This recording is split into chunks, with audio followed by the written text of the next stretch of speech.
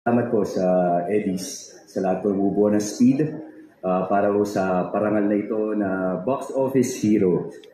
Hindi ko po inaasahan na makakatanggap po ako ng ganitong parangal at lalo na makasama ang ilan pa sa mga binigyan po ng parangal na aking po mga tinitingala at iniidolong mga artista.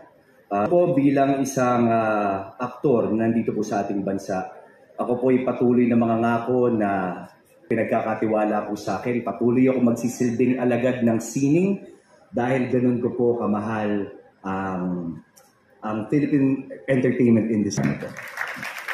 Siyempre po, huwag natin kalimutan, inaalay po namin ang award na to sa lahat ng mga Pilipino na patuloy ang pagtangkilik sa mga pelikulang Pilipino, lumalabas, gumagastos, pumipila para mapanood yung mga kanilang mga paborito sa pinilakang tabing. Kaya para sa kanila to, mabuhay ang pelikula.